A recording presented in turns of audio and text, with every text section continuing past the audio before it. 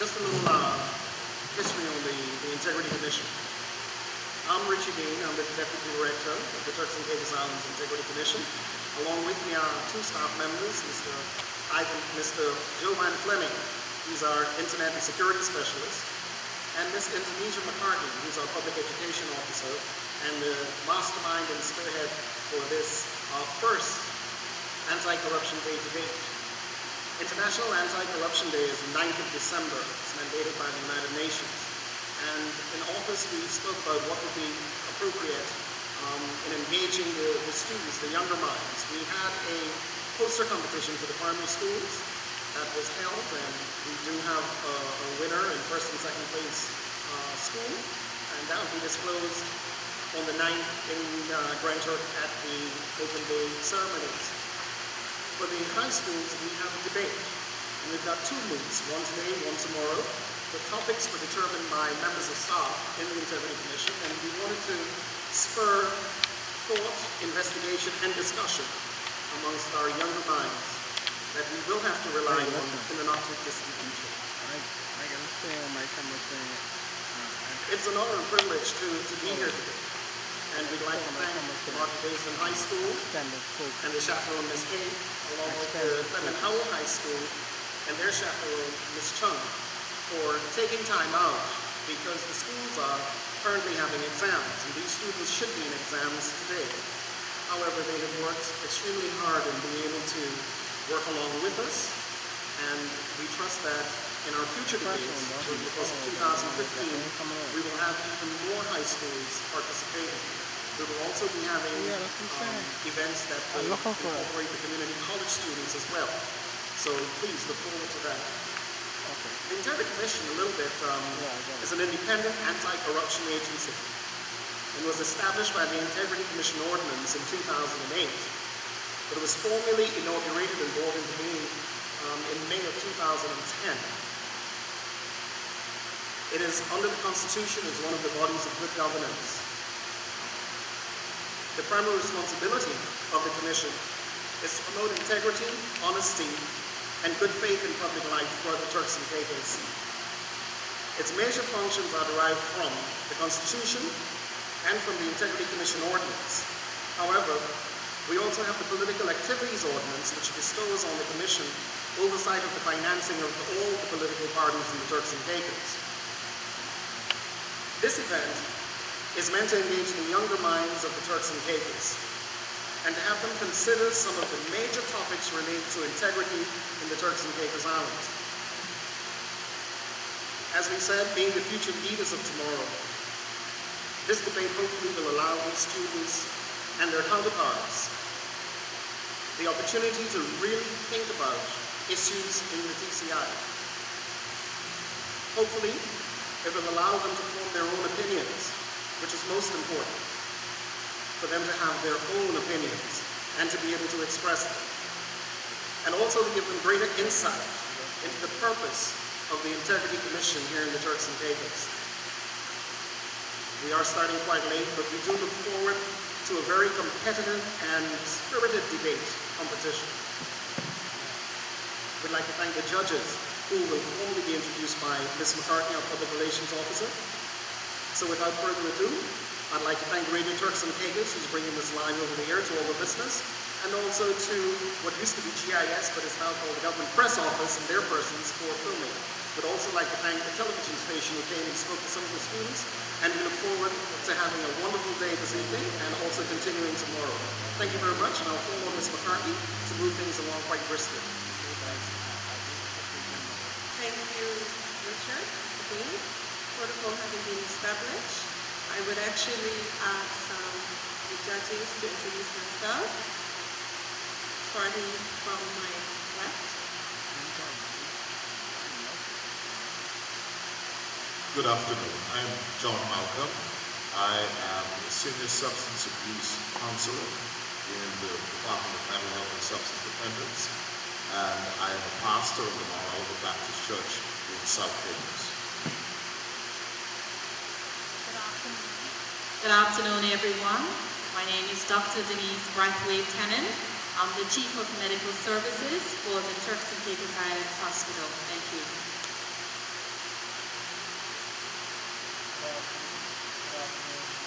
Good afternoon all. My name is Reverend Father Bernard B. I'm the rector of Church of St. Monica, Anglican Episcopal Church, and also the Church of St. George, St. Peters. Thank you very much. I'm now going to ask our students to introduce themselves, please, starting with President Howell. My name is Shakia Jolly, and I attend the Clement Howell High School. And my name is Nirvana Ben, and I am the fifth former of the Clement Howell High School. Good afternoon. My name is Adia Harry. I am a fifth former of the Clement Howell High School. good afternoon. My name is Marissa Sylvan, and I'm in 5CL1. I'm now going to invite the students from Madrid Eastern High School to introduce themselves and which form you're in.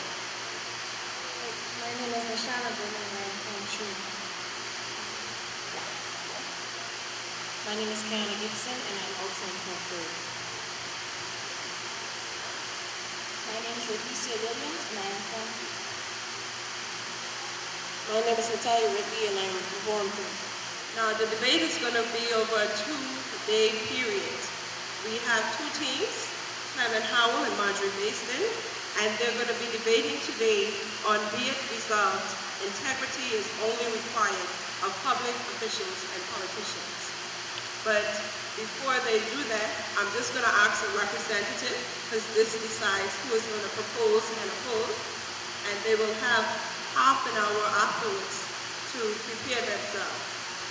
So I'm going to ask the representative from Marjorie Baston High School and also from Clement Howell to come and pick from the envelope, please. Move, my guy. You're my shot.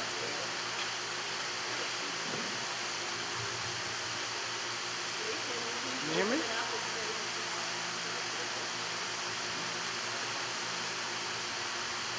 The opposing team. Marjorie Baston is proposing. Thank you. So can you please change seats?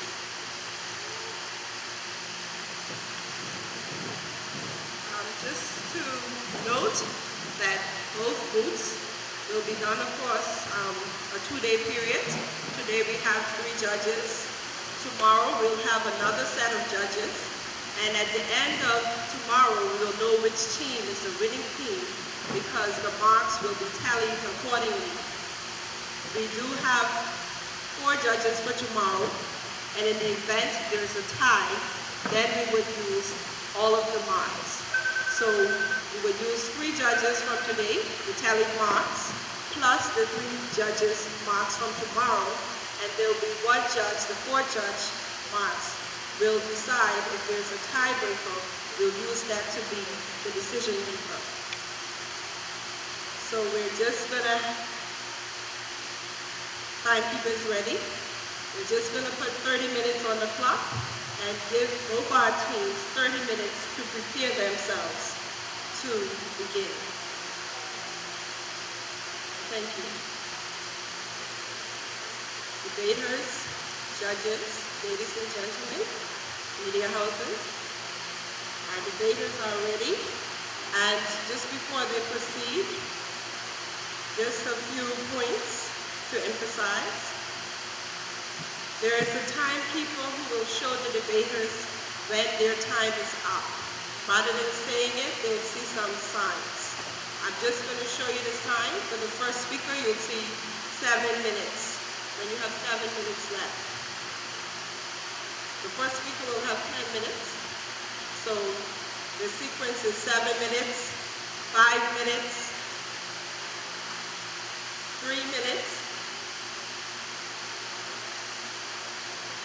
1 minute, and this is when you have no minutes. That means that time is up. And when time is up, you're allowed to complete your last sentence. Another point to emphasize, your point of information, you would not be allowed to interject when the other speaker is speaking. What you're allowed to do is make a note and your next speaker can address it.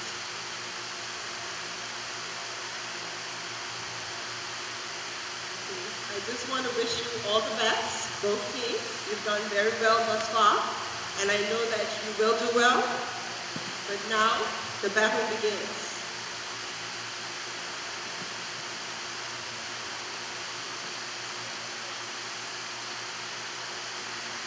We will have speaker one of the proposing team.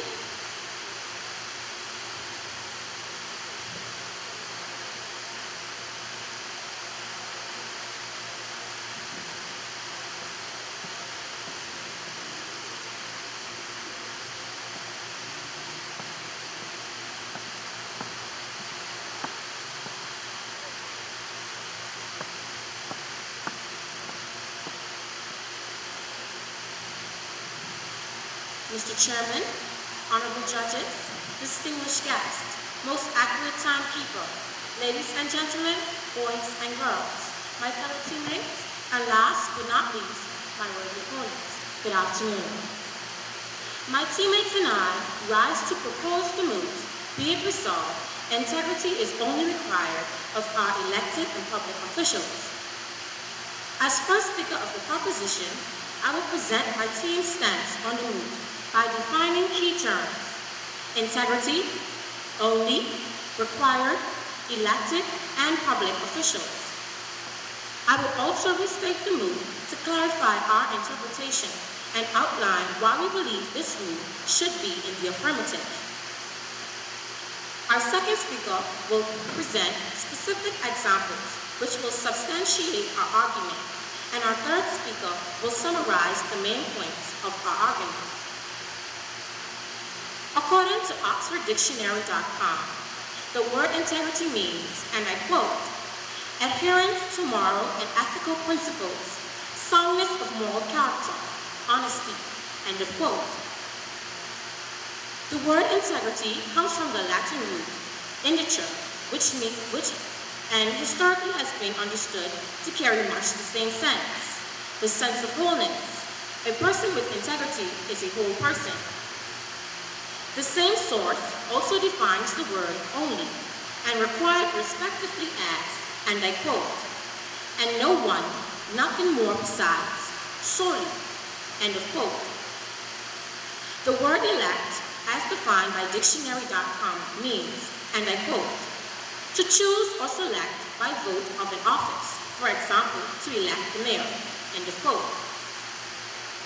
According to the website, au.ac/definition/interpretation.com, a public official, and I quote, is anyone in position of official authority that is conferred by the state, that is, someone who holds a legislative, administrative, or judicial position of any kind, whether appointed or elected, end of quote. This definition, Mr. Chairman, therefore applies to individuals who hold such position or exercise a public function or for any part of a territory or country. For example, government ministers, civil servants, local government members and officials, the police, and other security agencies, such as Immigration and Border Control. In our island, examples of elected officials and public officials are the Premier, the Deputy Premier, and the Attorney General, our MPs, and so on. These are persons who are voted for, or elected, or appointed by the people. Now that I have clarified who elected and public officials are, allow me, Mr. Chairman, to restate the move according to our interpretation. Mr. Chairman, we believe that the move means adhering to moral and ethical principles or having soundness of moral character is officially compulsory for those who are voted or appointed into public office, whether it be legislative, administrative, or judicial, of any kind in the Turks and Caicos. My worthy opponents, simply put, we are arguing that the nature of the positions held by our elected and public officials make it compulsory for them to have integrity. You see, the public on the whole would not elect or appoint individuals who we believe are dishonest and who will not adhere to moral and ethical principles. By electing such officials, they become accountable to the people and must act in the public's interest. In an article entitled The Perspective of the U.S. Office of Government Ethics by Amy Comstock, Director USA Office, found on www.state.gov, the American Constitution begins with the following, and I quote, "We the people." These words signify that all government authority, whether exercised by elected or appointed officials, are ultimately derived from and accountable to the American people. Given this conception of public service, misconduct on the part of public officials present one of the greatest threats to the citizens' confidence in the government, end of quote. The TCI, honorable judges, is no different. Our officials are firstly obligated to maintain the public's trust by adhering to ethical principles which ensure public trust. Thus, integrity becomes a requirement rather than a question of choice because public trust has to be maintained. Secondly, my worthy opponents, in recent times, our Constitution had to be suspended because of a number of political scandals where elected officials used their office for personal gain. I am sure you cannot cry ignorance of such a period as we are still feeling the ramifications. Thirdly, let's explore the moot a little further. You may be questioning why it is that we are focusing on our elected and public officials. I also agree with that. Integrity is an important quality that all of us in this room should possess. However, the key terms in this loop, namely only and required, focus us to zoom in on those who we vote, who we elect, who we appoint, who we choose to govern our country. We are zooming in on them, and we are saying that yes, they are the ones who have a responsibility to the people of the TCI, while the ordinary man is responsible to God or a boss. Public officials are answerable to the people of the TCI. In the same article from which I quoted previously, the ethics program, which was implemented in the U.S., was created in the wake of the Watergate crisis, which instructed the danger of which those in power became self-absorbed and removed from the people they were meant to serve. The Nixon administration had put a wall of distrust and fear between the U.S. government and its citizens.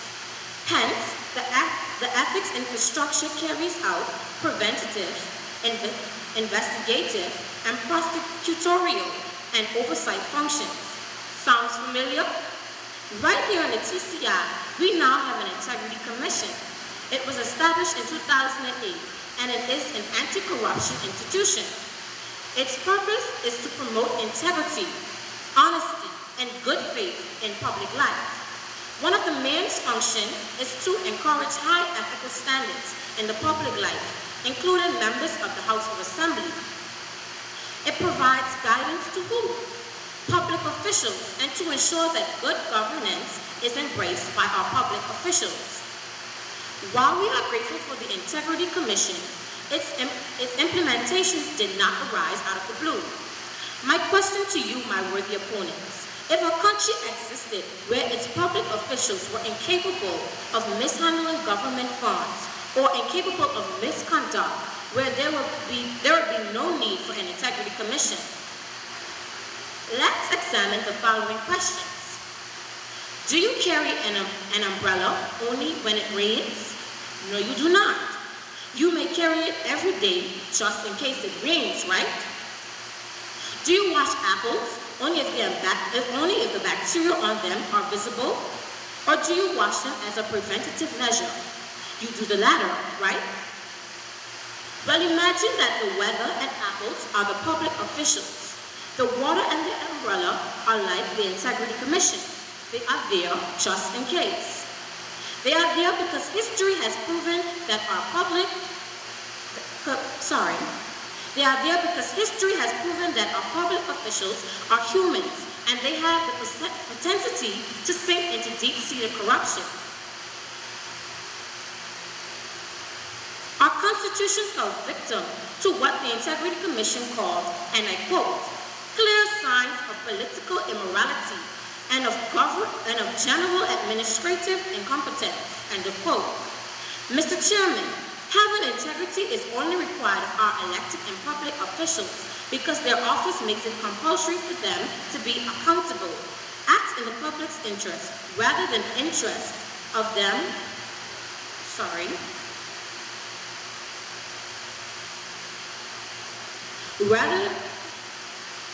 rather than personal interest, and to ensure trust between the people and its government is maintained. Without such trust, our country would be likened to a nest of mad ants, a nest of anarchy, or simply put, confusion. Honorable judges, I rest my case. Thank you. Honorable judges, Ms. Chairman, Ministers of Parliament, Ministers of Religion, my most esteemed opponents, my fellow teammates, good day to all. The moot of this event is, be it resolved that integrity is only required of public officials and politicians. Emphasis being on the words integrity, only, and required. According to the online Oxford dictionaries, integrity is defined as the quality of being honest and having strong moral principles. The same source defines only as no one or nothing more besides, in other words, solely, while required is defined as officially compulsory or otherwise considered essential.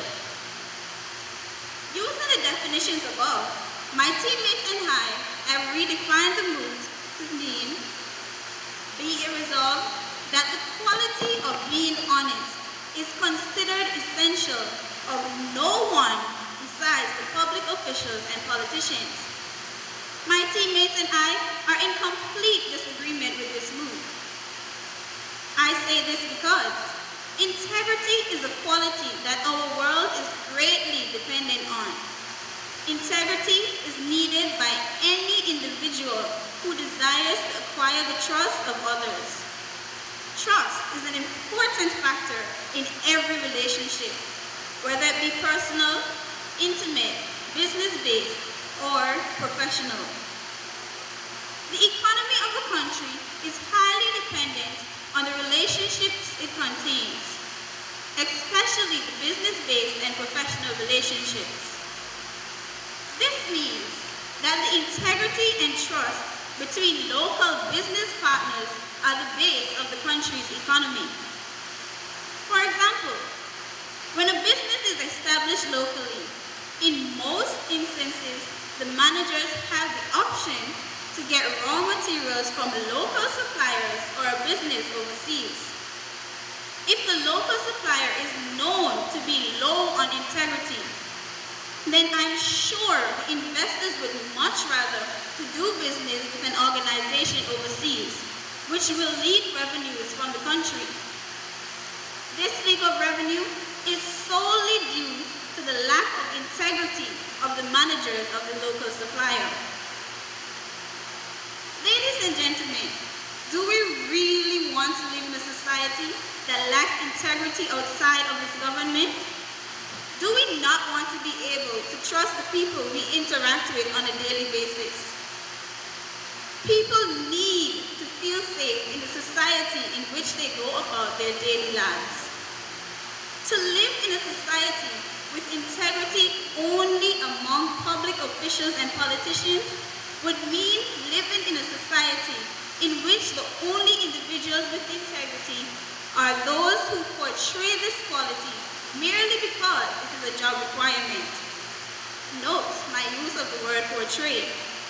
Integrity is not a product one can buy from a store and replace as you may feel. One must practice these values and morals from a young age to obtain this quality. These individuals would therefore put up a front for the public in attempt to get the job and to keep it, but do not honestly possess this virtue. One can only pretend for so long. A person's true colors will shine through eventually. What do we do when we have undermined one of life's greatest virtues? Bob Marley once said, and I quote, "The greatness of a man is not in how much wealth he acquires, but is in his integrity and his ability to affect those around him positively." End quote. Hence, living in a society with integrity being only among individuals in public offices and political parties would mean the rest of the society would be denied the opportunity to be truly great. This would mean that the only people who would be allowed to fulfill their potential are those who are politicians and public officers. Having integrity comes with benefits such as trust, important responsibilities being bestowed upon you, and the moral support of those around you. These are all factors in the success of any individual. Therefore, to restrict integrity to only public officials and politicians would mean giving only them the opportunity to be genuinely successful. Come on, my opponents. A country's economy is not solely dependent on public officials and politicians. The majority of a country's population are not public officials, but they still contribute to the livelihood and economy of that country on a daily basis. While having such an impact on our country, shouldn't these individuals possess the virtue of integrity as well? A society filled with lawlessness and crime usually faces the issues of corrupt ministers of religion, untrustworthy businessmen and women, robberies, and labor issues on a day-to-day basis, which are all problems due to the lack of integrity of individuals. A society facing such issues cannot afford to only encourage integrity among public officials and politicians. Integrity must be encouraged among all men, regardless of their occupation, social status, gender, or age. This would lead to a society that our people can feel safe in, a more peaceful society, a society with less issues, a society of change, a society that we have the power to create if only we encourage integrity as a widespread value. Integrity is an important factor in one's character, and the goal of every country is to produce fully rounded and developed individuals that will represent them well wherever they go. Our young people are molded greatly by their role models. One of the greatest qualities possessed by a good role model is integrity. If we undermine this quality in the people that they have contact with frequently, what do we expect them to emulate? Do we really want to create an environment of dishonesty for our young people? Do we really want our young ones to grow up not knowing the value of integrity? Is a society in which a child is unable to look up to their parents really one we want to create? Considering that we are all intelligent individuals, I am sure we disagree with this motion. A wise man by the name Abdul Kalam once said, and I quote, "If a country is to be corruption-free and become a nation of beautiful minds, I strongly feel there are three key societal members who can make a difference. They are the father, the mother, and the teacher." End quote. Ladies and gentlemen, if we limit integrity to public officials and politicians who, let's be honest, do not have frequent contact with our young ones who are our future, who will teach this value to our young people? Who will ensure that the virtue of honesty and its morals are not forgotten in the future. Are all the fathers and mothers in the Turks and Caicos public officials or politicians? Do we not want our teachers who mold our future to do so with integrity? Ladies and gentlemen, limiting a virtue of integrity would mean limiting its benefits, limiting its positive impact on our lives, and limiting the amount of great people our world produces. This is simply not something any wise, concerned individual would support. I thank you. Protocol having already been established, good afternoon. As second speaker of the proposition, I rise proudly to substantiate my team's argument on the moot in question. I will present a few examples which emphasize that our elected and public officials are required to have integrity. In July 2008, the British government set up a commission of inquiry to investigate possible corruption or other serious dishonesty in recent years of past and elected members of the legislature. In an article entitled Britain Imposes Direct Rule of the Turks and Caicos Islands, CNN, August 5, 2009, and I quote, "The Commission's report delivered May 31st, I found information in abundance pointing to a high probability of systematic corruption and or serious corruption dishonesty in the Turks and Caicos Islands," the Foreign Office said. The report also recommends criminal investigation into a former Premier, Michael Mizik, and 4 of his former cabinet ministers, end of quote. Why was there a need for a commission of inquiry? Who did it involve? The Premier and his ministers were held accountable and answerable to the people because of the offices they held. So, my worthy opponents, if you are planning to attack our argument by questioning whether or not the officials were guilty of the allegations presented against them, I must hasten to reemphasize that the question is not innocent or guilty, but rather accountable or not accountable. The answer is accountable. Example 2.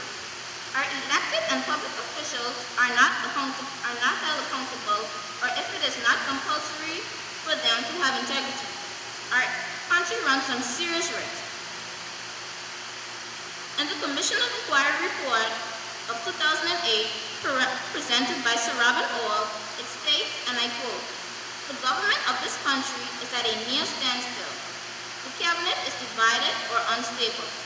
The House of Assembly has been purged. Its finances are in a bad way and poorly controlled. It is evident that there are widespread fears on the part of the people of the territory that they are leaderless and their heritage is at risk of continuing to fast drain away," end of quote.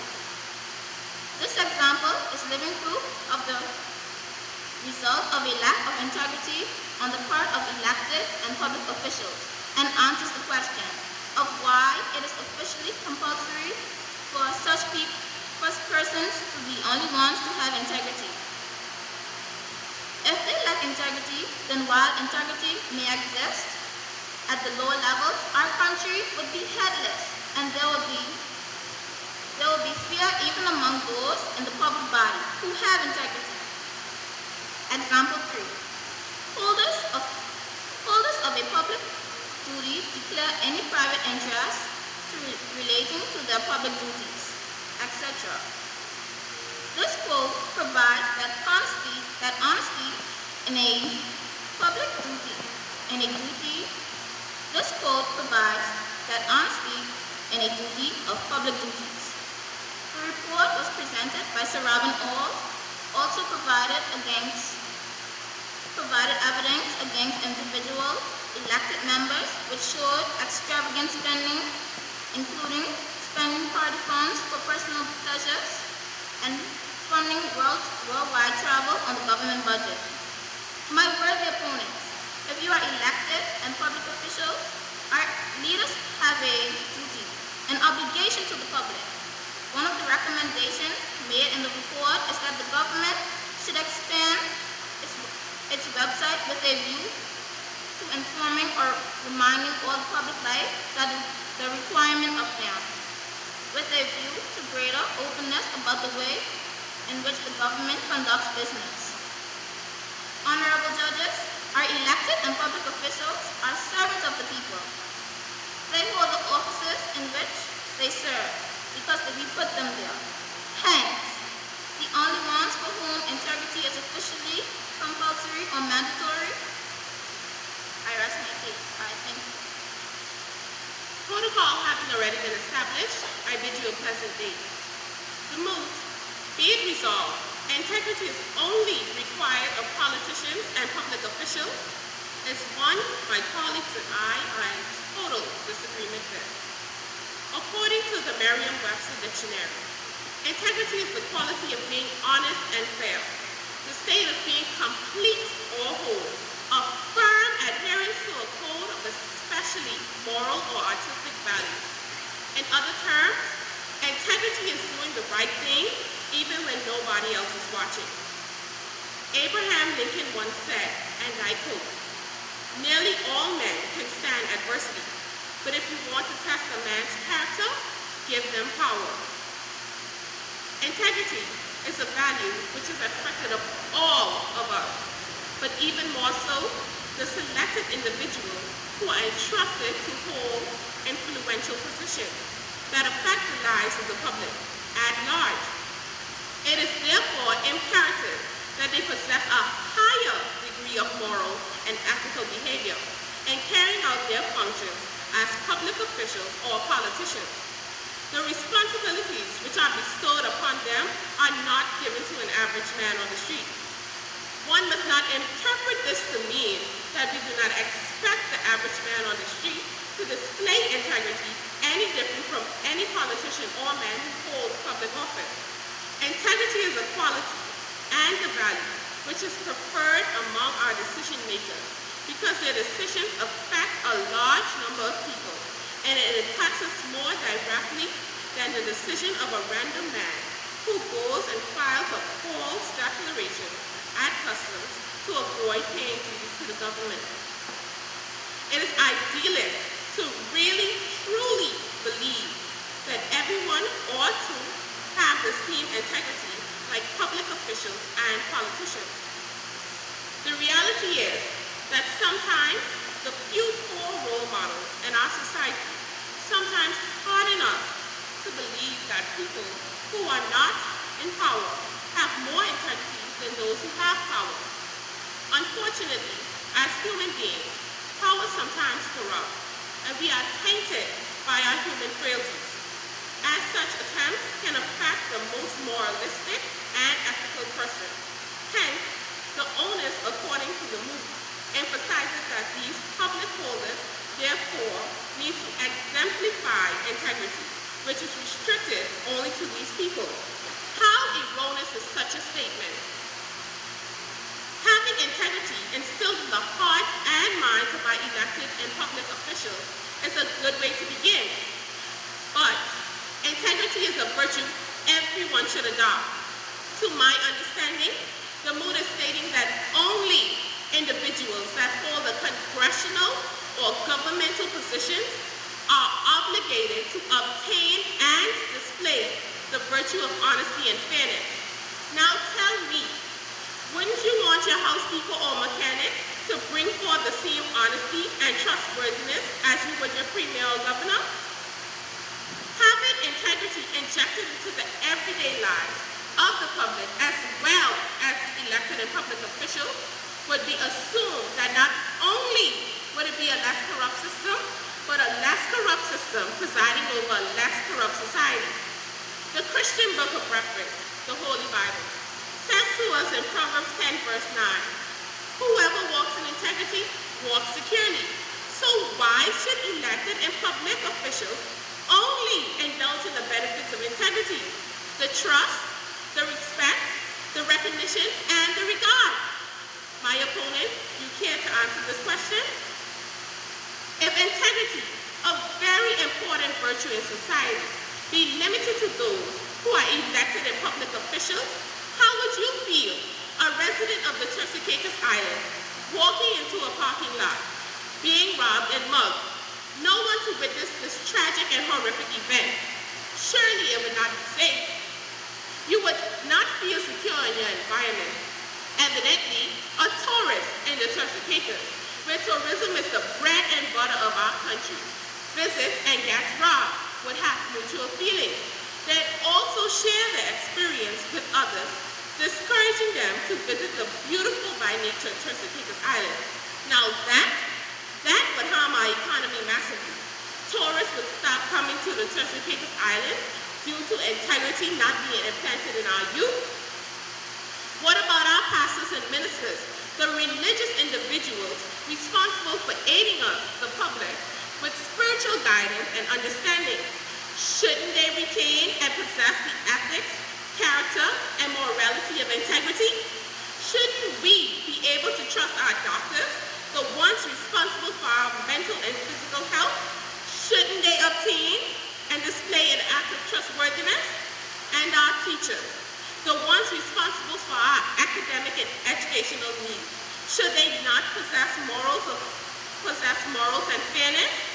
And our children, growing up in a confused world, would they look at our immortality and mimic the atrocious behavior of our people and not building a society where integrity is not seen as vital, essential, or necessary among common people? Integrity is a life skill that should be woven into our lives from the very day that we are born.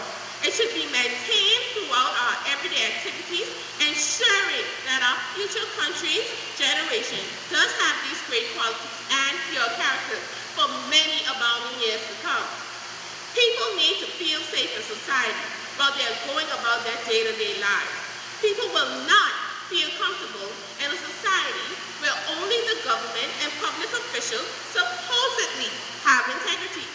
In the words of the wise Marcus Aurelius, waste no more time arguing about what a good man should be and be one. With that said, ladies and gentlemen, I rest my case. Mr. Chairman, my colleagues have completely simplified, explained, and highlighted the proposition stance on the move. As third speaker, it is my task to put the finishing touches on our masterpiece. My opponents, I'm positive that by now the blindfolds have been removed from your eyes and you are now seeing clearly and reasoning logically. If not, then you need to listen keenly from now on.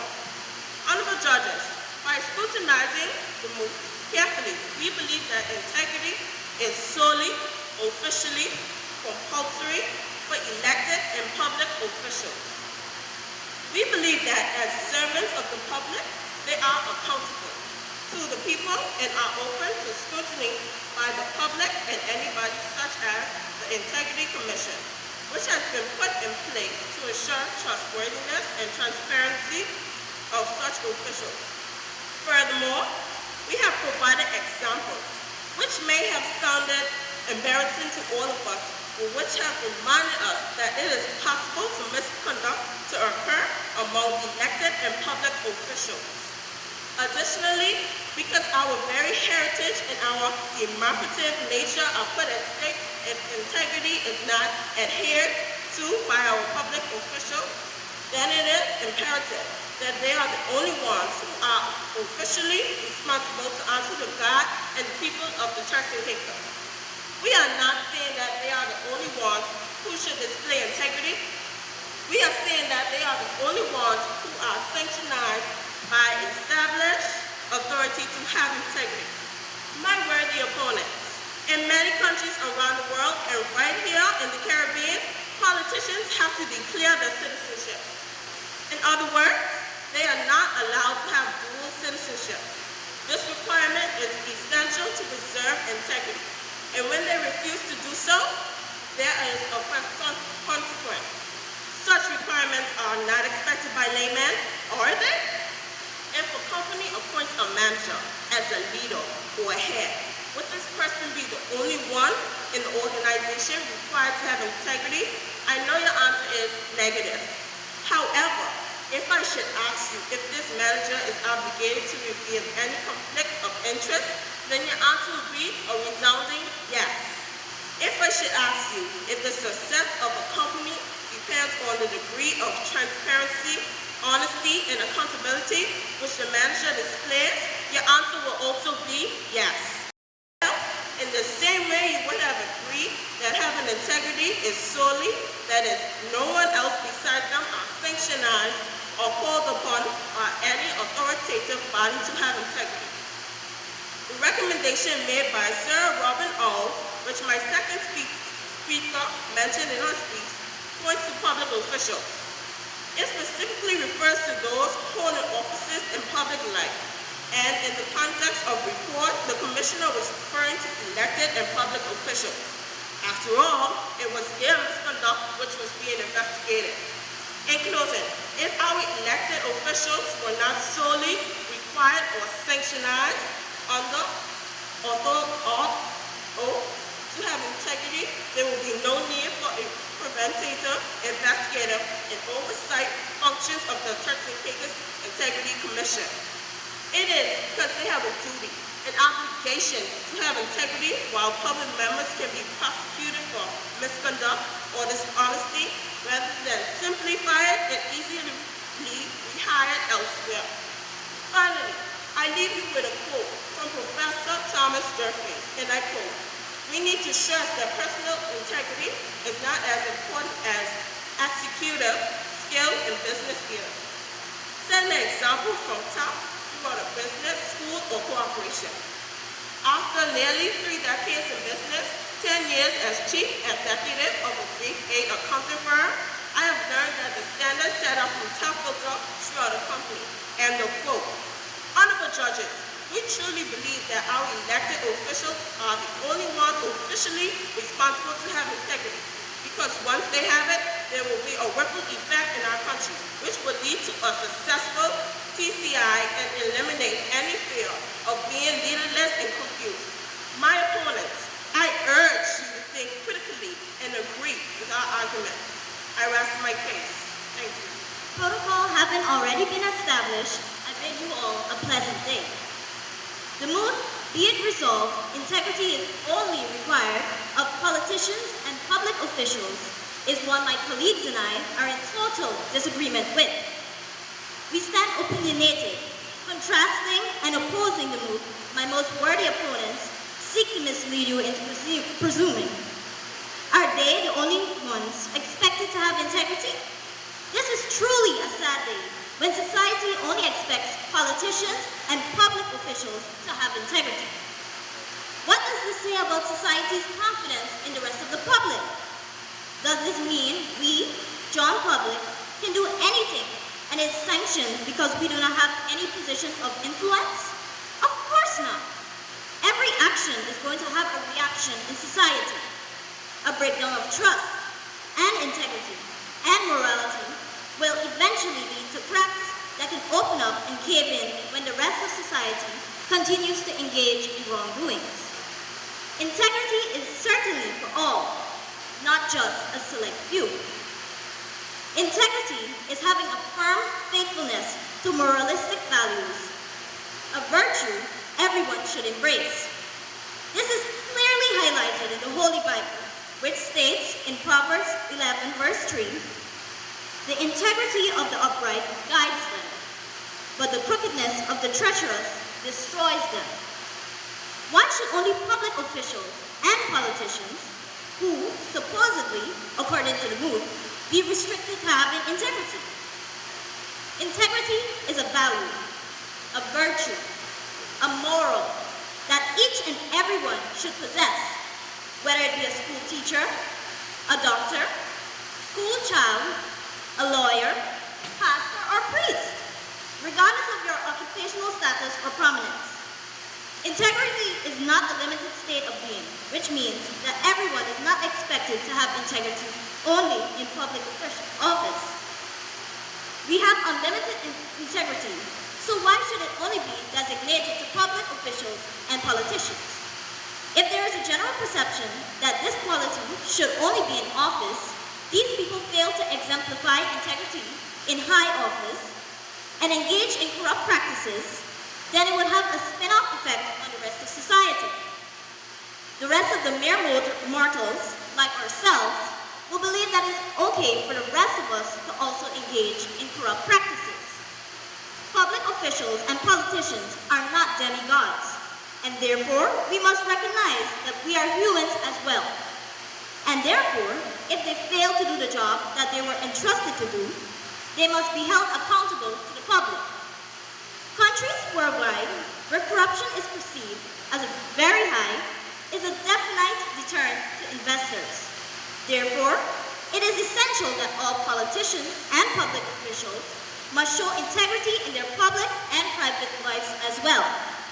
Because people's perceptions are important to investors to give them a sense of security and peace of mind.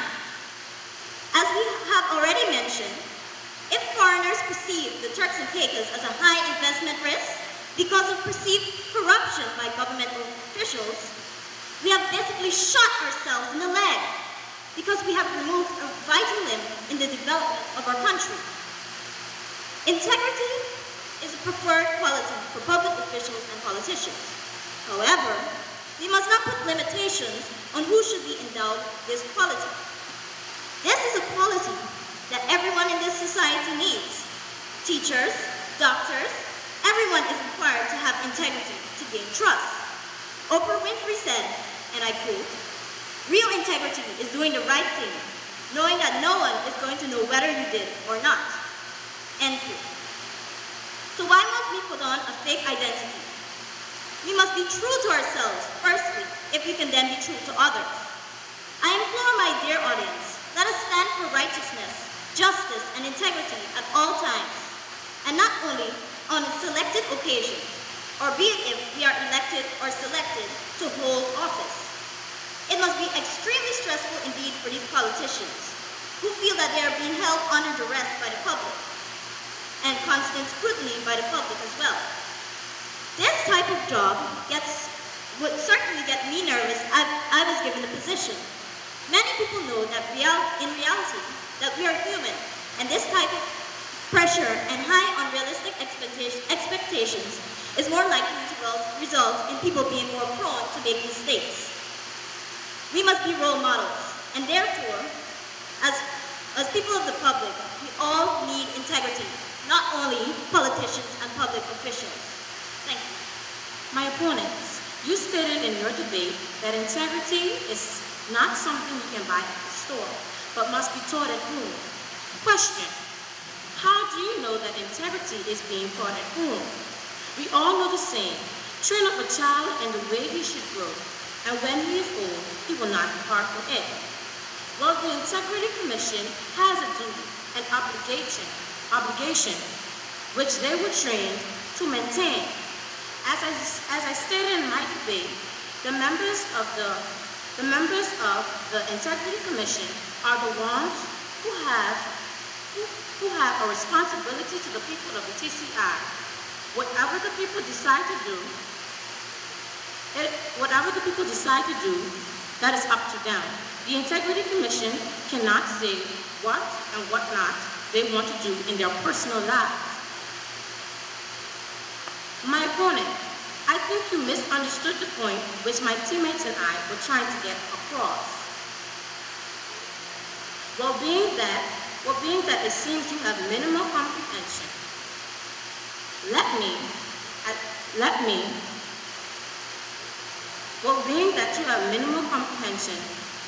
enlighten your darkness. Your second speaker said that integrity should be taught by our pastors, our teachers, and our doctors. Whatsoever religion you choose to uphold, it is up to you. Whatsoever church you choose to engage yourself in is up to you. You should know whether or not your belief, you should know what your beliefs are and stand firm to them. My opponent, I say to you today that we, the proposing team, stand firm to our argument that integrity is only required of our elected and public officials. Thank you. Ms. Chairman, honorable judges, my teammates and I have listened keenly to the arguments proposed by our opponents, yet we still stand firmly against this move. In regards to your rebuttal, my colleague Speaker 2 said no such thing. My opponents, you focus a lot on the mistakes that may have been made by our past leaders. Firstly, accountable or not is a matter of opinion. The mistakes that might have been made by our past leaders is exactly why integrity should be encouraged as a widespread value. If our leaders had practiced integrity from a young age, then displaying this quality while in Parliament would not be such an issue. As leaders of a country, they are obligated to exemplify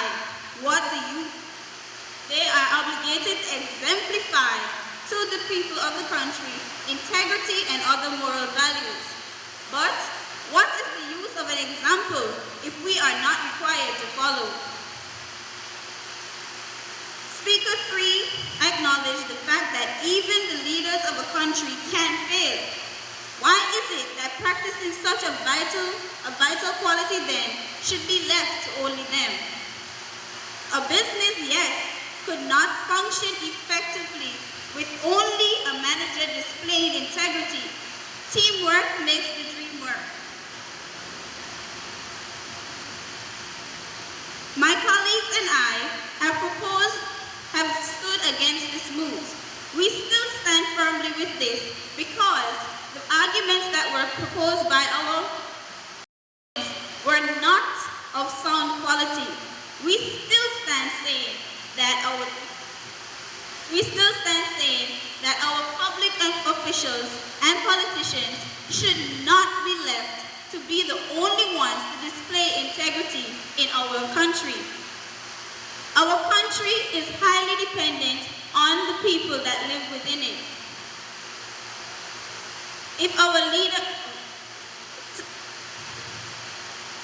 This quality must be passed on throughout generations.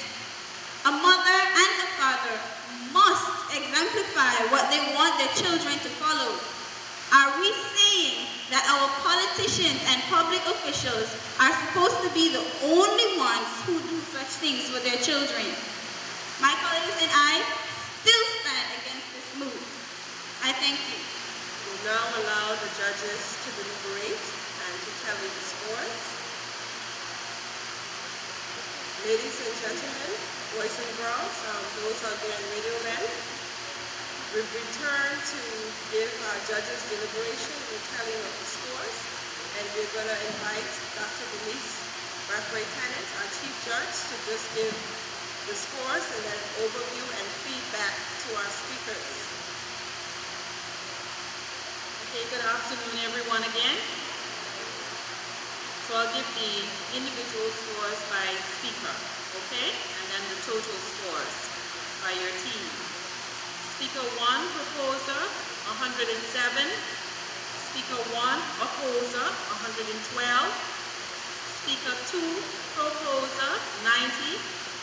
Speaker 2, opposer, 125. Speaker 3, proposer, 113. Speaker 3, opposer, 110. Rebuttal, proposer, 95. And rebuttal, opposer, 106. The total scores then for the proposers were 405, and for the opposers, 452. So congratulations, opposers. Overall, our impression of all of you was very good and a job well done. Indeed, since this is the future of Turks and Caicos that I'm looking at, the future for this country is very bright. Keep it up. Okay? Positive points. You all spoke very well. very eloquent. You did your research, okay, and you were very confident, many of you, in what you said. Okay? Points to remember for tomorrow, where you can improve on. Always try to have good eye contact with the people that you're speaking to. Practice speaking so that you can speak fluently as well. Always remember, when you're debating, you do your arguments, but have it supporting evidence and references, okay? Proposers, you were very good in using a lot of articles and referencing the information that you gave. Keep it up, improve on that. For my opposing team over here, you were very good with your arguments, really solid and confident arguments, but more evidence to support what you're saying. Also, in making the quotes according to what you read in the newspaper, you have to remember that when it comes to what was spoken, it is allegations of alleged misconduct. The way how the points were brought forward, I thought that the deliberations were already had and persons were found guilty. So remember, when you're speaking also as well, to be quite poignant that the information is factual, and when things are alleged or circumstantial, it also comes highlighted in what you're saying. The other thing to point out, when you mention elected members in the House of Assembly, the Attorney General is one of those members that's not an elected official. Keep that in mind. Overall, you all did very well. Good job. Just one correction, there's no winner for today. That is point standing thus far. We will deliberate on Route 2 tomorrow. Is there a necessity for the Turks and Caicos Islands Integrity Commission? So therefore, the point standing showed who was in lead for first day one. Okay, and just to note that based on the points that Dr. Breathwaite had been given, it was based on a few characteristics: content, delivery, time-keeping skills, as well as organization of the speeches that were performed by both teams, both the proposing and opposing team. We'll now ask Mr. Richard Green to move the vote of thanks. Good afternoon once again. And it has been a very entertaining afternoon, as I think we all can agree. First, I'd like to say thanks to all of you who came out here today. Special thanks to the two teams from Marjorie Baseman and from Clement Howell, their chaperones. I think they did an outstanding job. And tomorrow will be even more riveting when they debate the second route. And that one would be the Turks and Caicos does not need an integrity commission. So that would be most interesting. I want to give special thank yous to our judges who took time out from their very busy schedules, as we know, Reverends Malcolm and Father Dean, and also Dr. Denise Breathwaite. Tomorrow we will have a new slate of judges and from both private sector, and we trust that it will be even more riveting than today's debate was. We thank Radio Turks and Caicos for carrying this line, and also to Government Press Office for the videoing that they're doing. So thanks very much. We trust that you have a wonderful evening, and we look forward to seeing you in August tomorrow at 9:30 in the morning. Have a good evening. Thank you.